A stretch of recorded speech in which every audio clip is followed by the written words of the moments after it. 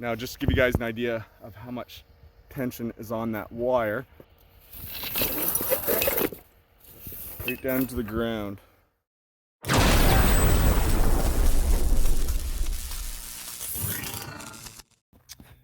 Hey, what's up guys? I hope you all had a great Christmas. New Year's is coming up. 2 days. I've got 3 or 4 videos on the go now, but the holidays have just been way too busy to do any editing. Today, we're gonna be showing you guys how to sag up some triplex, a long span of triplex that's kind of heavy, gaining some mechanical advantage using nothing more than a hand line and a pork chop. Our setup here today is actually to dismantle this service. The homeowner wants the power shut off, the service disconnected to do some renovations. However, we're in a rural area, no one around. It's not a busy day. We're going to take an extra few minutes to cut the power in that triplex so we don't have to wear rubber gloves while we're showing you guys this trick. And then we're going to cut that line down, which is under a fair bit of tension. There's a solid 100-foot span there going back to the pole, and we're going to check out a little trick on how to actually sag that back up when you're by yourself and you can't quite reach the service with the truck, which I could here, but for demonstrational purposes we're going to be using a ladder. Now, just before we get started, I'm going to grab a reading off that meter, and we've got the ladder in place already. It's always a little bit slippery in the winter, so it's important to tie your ladder off, of course. Just before we get rolling here, I did want to show you guys this. My mother got me this for Christmas. It's a custom-made bobblehead of Bobsdecline. So she got it online. I'm not sure the name of the company that made it, but I thought it was a pretty cool gift. All right, so our first step here today, guys, I removed the meter. That is all still energized at the moment.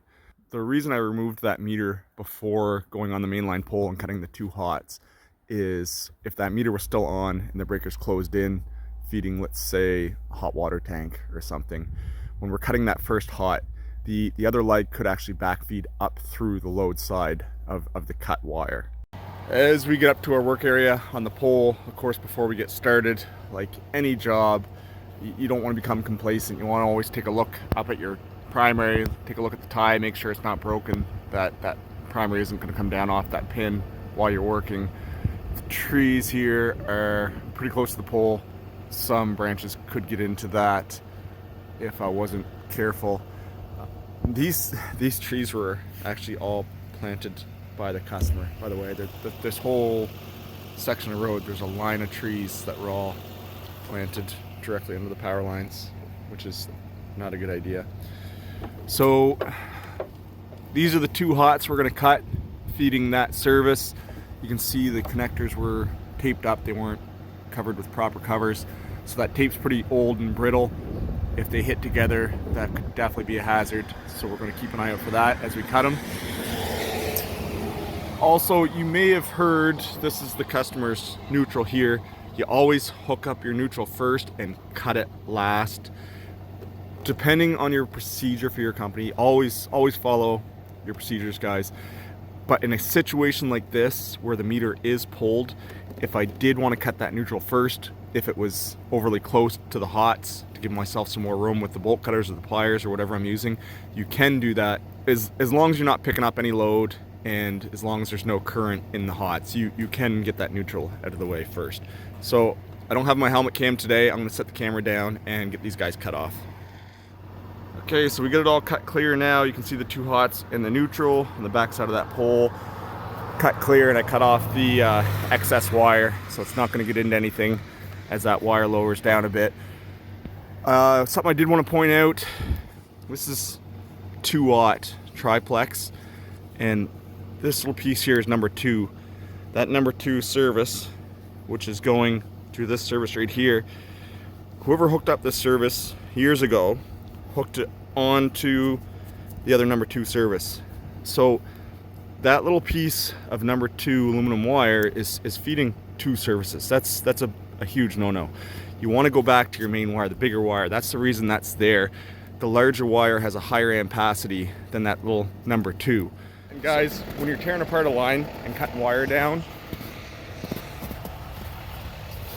don't leave an end like this that has to be pulled through grass, trees, ditches, all that stuff. Those ends will get hung up on branches and start dragging dead grass and everything else out. You want to make it easy for your groundman to pull through all the debris just like that by cutting your ends completely clear. In fact, ideally, the little bends in the wire wouldn't have been there either. So the line now is completely de-energized.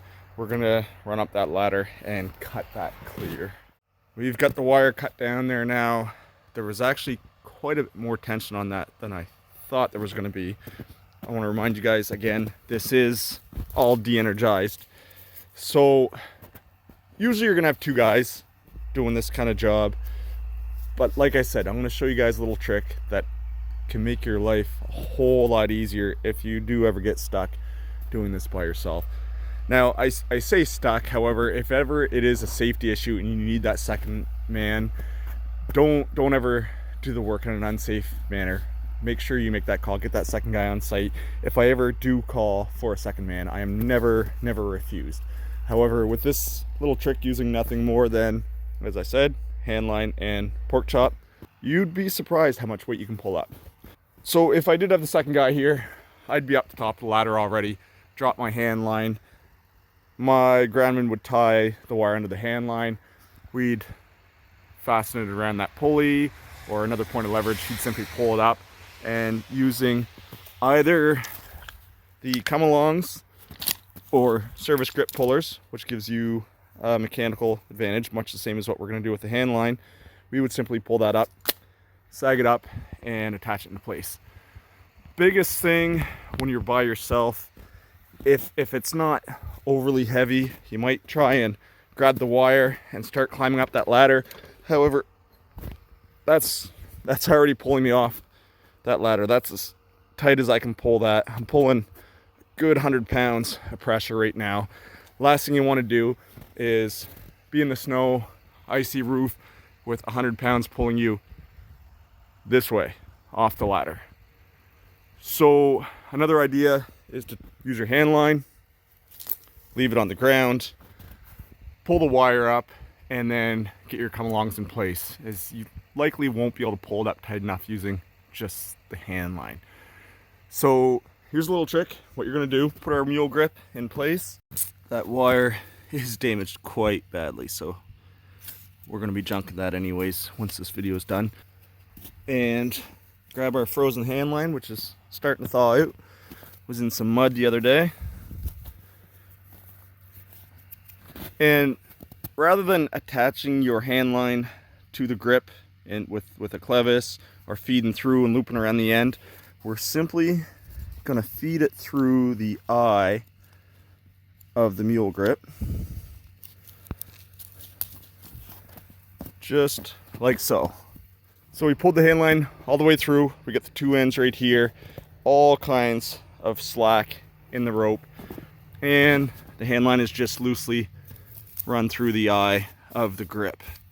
Now when we climb up that ladder, there's enough slack that we don't have to worry about any tension pulling us backwards off the ladder at all. All right, so we're up in our work area here now. We've got the two ends of our hand line. Wire is all set to go. You simply want to take one of the two eyes on your hand line and give it one full wrap around the mast pipe and hook your eye onto the nut of the mast clevis. If you don't give it a full wrap first, as the tension comes on that wire, it's going to want to spin that guy right around, even if that's on there real tight. The way it is now, that's jamming up, it's kind of like a half hitch knot going on there too. So that shouldn't move at all. And then we're going to take our other end, being careful not to crisscross our rope. We're going to come around the other side of the mast pipe, just like that. So now what we've created is basically a two-part pulley. We have a 2-to-1 mechanical advantage, minus the resistance, of course, of the grip and the pipe. And where you see that mechanical advantage is for every foot I pull up the rope here, the wire actually only raised by 6 inches. All right, so not the best angle. We have our 2 ends here, and this is our loose end. So usually what I do, this is the rope that's on either side of the pipe, is with 2 hands, I pull this way with one and this way with the other. You can see I kind of pinch that off with my finger, but it takes very little effort to get that triplex up off the ground.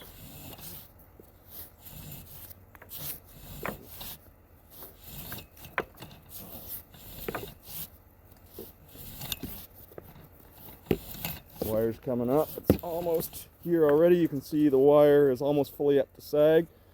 Now this last little bit obviously is going to be a little bit harder, but still not too bad. All right, there, that's getting pretty heavy there now. So as I mentioned, just pinching off the 2 ropes, pretty easy to hold with one hand. And you can see the wire is pretty well up to sag. So this is the setup we got going on. All right, so that grip, it's almost there. We're just off by a little bit. So we're gonna give her one last good pull. There we go. So that wire is right up to sag, even more so a little bit. Now what you would do at this point so you can work the fall line, you simply pull it over top. These are the 2 going to the grip. We're going to pull it over top of the rope, and you're going to go right around the mast pipe once, twice, and this loop here, we're just going to hook that around that nut again. All right, so we got that wire up, quite a bit of tension on that. It's simply the resistance of going around the pipe the 2 more times and flicking it around that nut, but that is holding the wire right up to sag.